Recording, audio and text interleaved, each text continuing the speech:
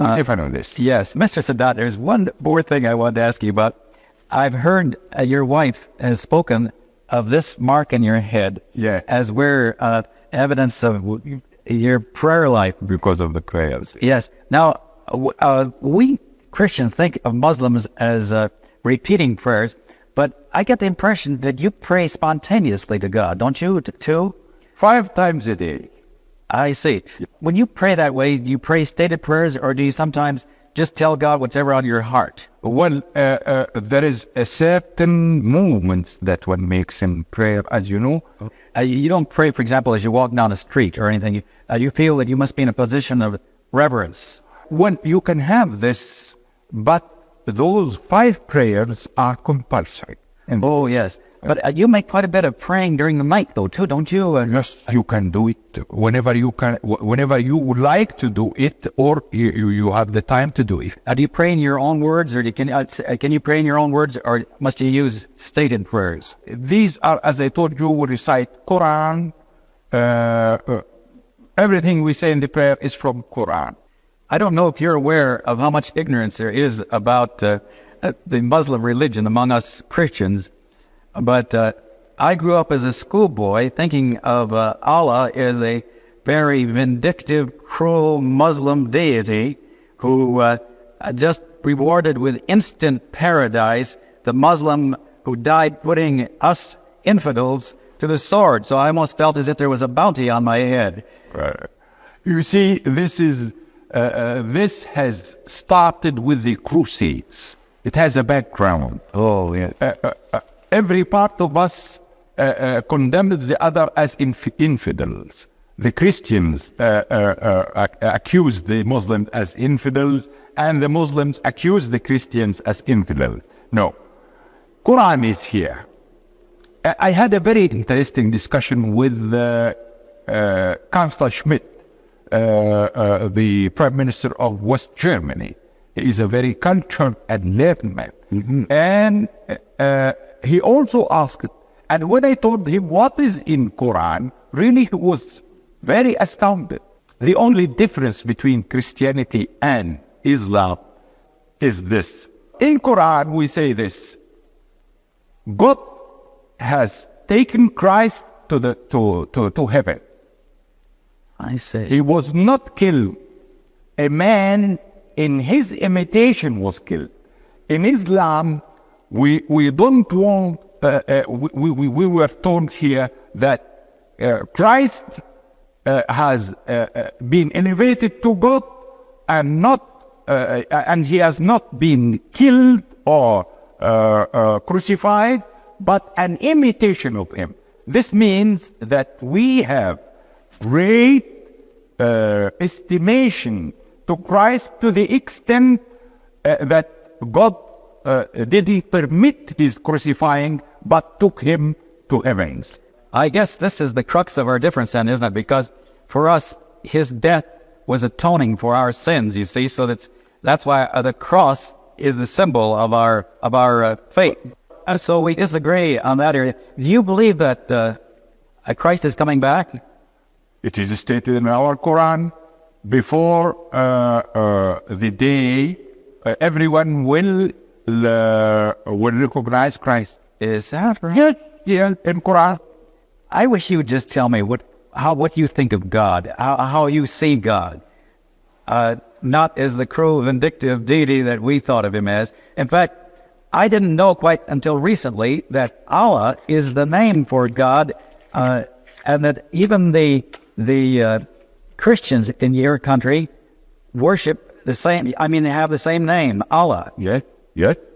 I was brought up in a village, as you know. Yes. A villager. And I learned Quran before I went to the school.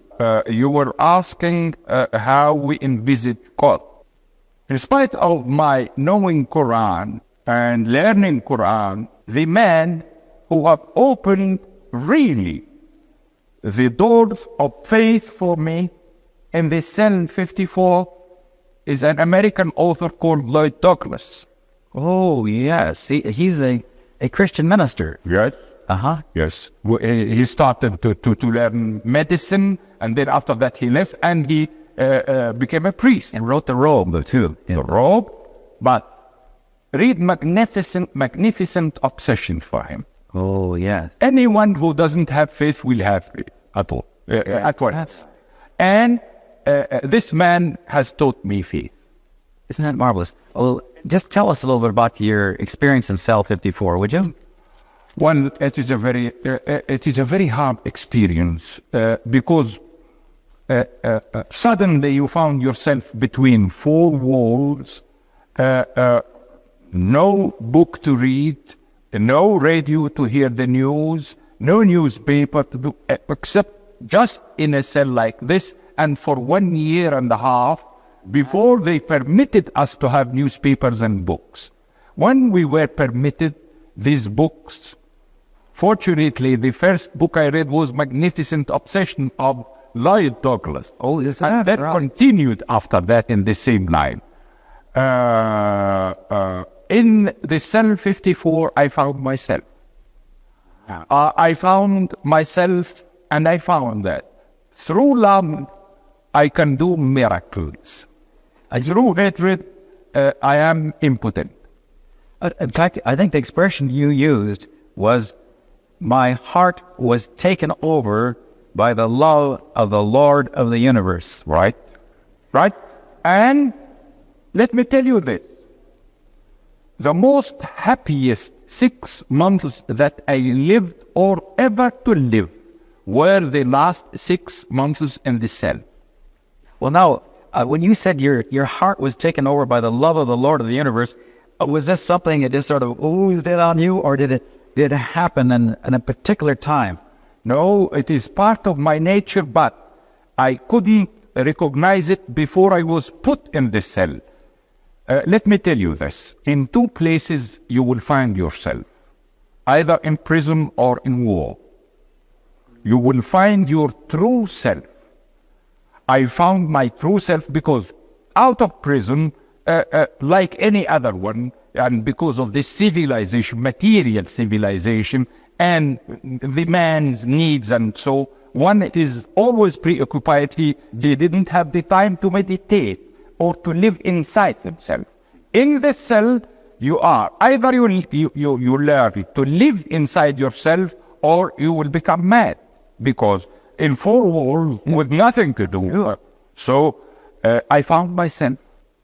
You know, I had an experience of being overwhelmed by the love of God. In fact, I could define it almost in exactly your terms of my heart was taken over by the love of the Lord of the universe. But when I tried to share it with people in my own rather formal church, they looked at me askance. And I was wondering, did you find people responsive that would to the experience you had, or did they think you were talking a foreign language? As I told you, when I had this discussion with Helmut Schmidt, the Chancellor of West Germany, and because of the new facts that I told him in Quran, he told me, why don't you write a book? I promised to write a book on this, on the three religions. And you will find that it is one religion according to Quran. I promised, and he asked me to write the foreword of this book. I gave him my word, and I shall be writing this book. Chancellor Helmut Schmidt of Germany will be writing the foreword of this book.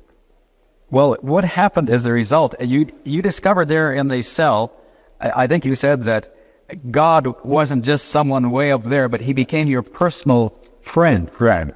That's right. And this was such a liberating experience. I think you said you were set free in that moment, Right. from fear of man, Right. and from hatred. That you can hate, and from the material needs. I see. So it really was a liberating experience in prison, then, wasn't it? It is.